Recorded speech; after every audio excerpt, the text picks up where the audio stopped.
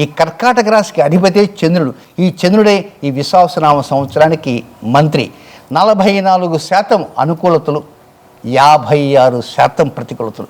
కానీ మనవాడే, మనకారకుడే చంద్రుడే మంత్రిగా ఉంది కనుక వడ్డించేవాడు మనవాడే అనేటువంటి ఒక గట్టి నమ్మకం మాత్రం మీరు పెట్టుకోవచ్చు.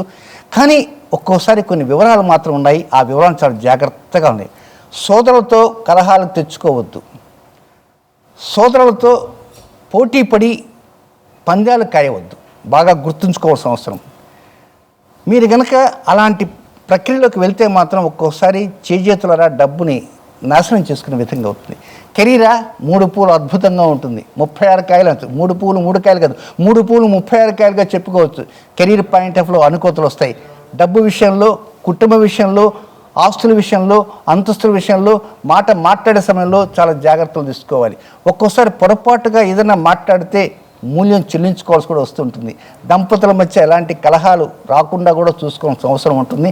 అయితే డెవలప్మెంట్స్ అనేది కొద్దిగా ఆలస్యంగా జరుగుతుంటాయి. కేవలం చాలా కష్టపడాల్సిన అవసరం ఉంది.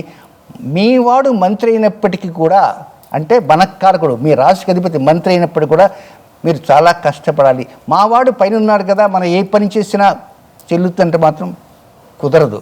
కనుక మీరు కష్టపడాలి. ముఖ్యంగా సోమవారాల్లో ఉదయం పూట రాహుకాలం ఉంటుంది. 7:30 to 9 రాహుకాలం ఉంటుంది. ఆ రాహుకాలంలో కొంత నిద్రపోతూ ఉంటారు, డే టైం కూడా. ఆ కనుక రాహుకాల సమయంలో పర్టికులర్గా సోమవారం రాహుకాలం నిద్ర మాత్రం పోకండి.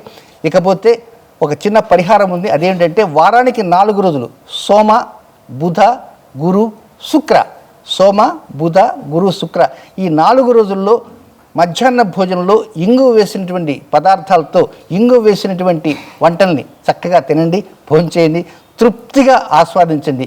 ఇంగువ పడదండి అనుకున్నారనుకోండి, కనీసం ఆ ఇంగువ వాసన చూడటానికి ప్రయత్నం చేయండి. చిన్న డబ్బీలో పెట్టుకోండి.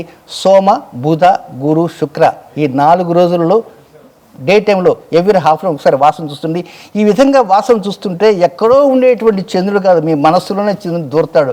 మీ మనసులో ఉన్న చంద్రుడిని మంత్రి పదవి కనుక అయింది మిమ్మల్ని ఏదో ప్రకారంగా అనుకూలతలు ఇస్తూ చాలా వరకు ముందుకు దూసుకుని వెళ్ళేటట్టుగా, మీ అనుకూలమైనటువంటి వాతావరణంలోకి వెళ్ళేట్టుగా మీ ఆలోచనని పరిణమిల్లేలా చేస్తుంది. చక్కగా డెవలప్మెంట్స్ రావడానికి మీ యొక్క స్థితిగతుల్లో మార్పులు వస్తాయని చెప్పడంలో సందేహం ఎంత మాత్రం లేదు.